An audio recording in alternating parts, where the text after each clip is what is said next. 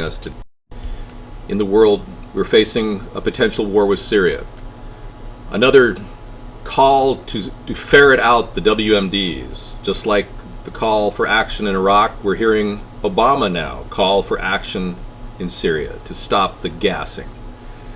And just today, Russia and I believe President Assad is on board with this. Russia has brokered a deal and offered up a possibility that the UN could oversee the chemical weapons that Assad has, and President Assad, agrees that it's a good thing. He's willing to do it.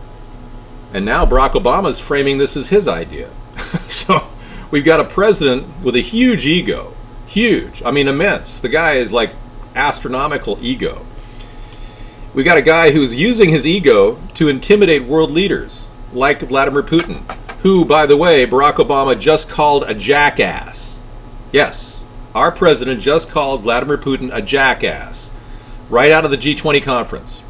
That's about as irresponsible as a president has ever been in our country, to go around and turn a blind eye to the information and evidence that Syria may not have been involved in a gas attack, that Assad doesn't really know what happened. And in fact, the evidence is pointing more toward the rebels, who incidentally are former Al-Qaeda or Al-Qaeda forces.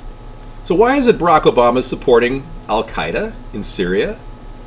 Why is it he wants these rebels to kidnap and hold hostage Christian families that support the Syrian government? I mean, this is getting very confusing. And here I thought Barack Obama was a Christian. Oh, that's right. He was raised as a Muslim. He was baptized as a Muslim. He was pretty much aligned with the Muslim faith. That's why he wears a ring on his finger that says that Allah is the one and only God. Yet he doesn't seem to understand that America didn't vote for that.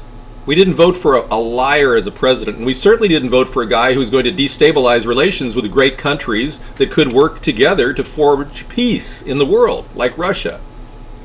He doesn't seem to understand the global world theater. He seems to be detached and only doing what his mouthpieces are telling him to do. Whoever's speaking into his teleprompter earpiece is probably saying, well, make no mistake about it. We're going to have a war with Syria, whether you like it or I like it or anybody likes it. Let's just make this happen. I mean, he's literally being told by his overseers, the World Bank and the IMF and Henry Kissinger and the Council on Foreign Relations, whoever got him to where he is today as the complete puppet that he is.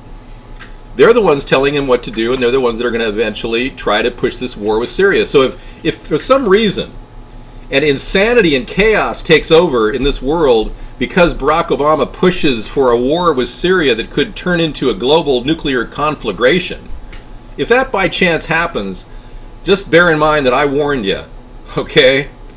Now, and the reason why I'm talking about the big event today, 9/11, which is coming up in 2 days, is the powers that be today were also the powers that be 13 years ago, before 9/11, before the tragedy, the World Trade Center attack.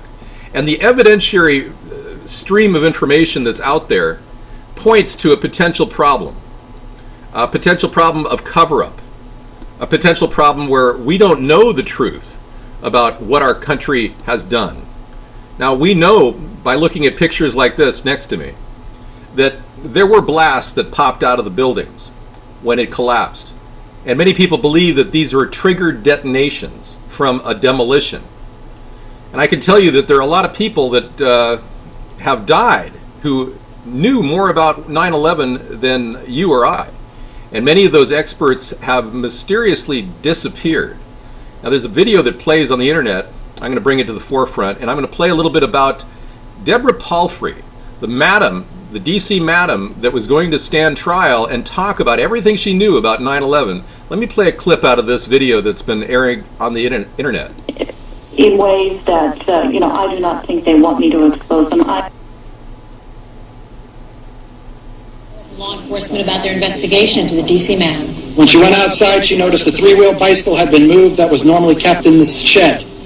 Upon entering the shed located on the west side of the residence, Blanche Palfrey discovered her daughter, Deborah, had apparently hung herself using a nylon rope from a metal beam on the ceiling of the shed. She then called 911.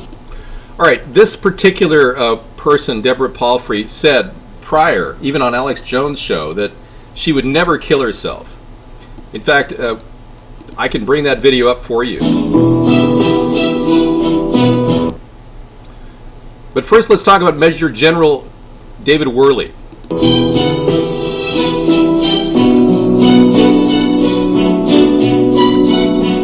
Now, Worley was the officer who scrambled fighter jets into the Washington, D.C. skies on the day of 9/11. He's the one that talked to Dick Cheney for 35 minutes while Dick Cheney hemmed and hawed.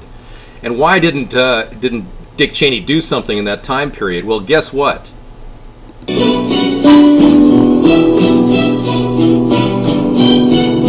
On June 22nd, 2009, Major General David Worley was killed when two commuter trains crashed into each other.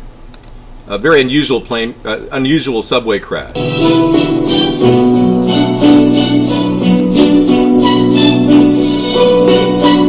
All right, so Deborah Palfrey is another person. Let's play that video for you.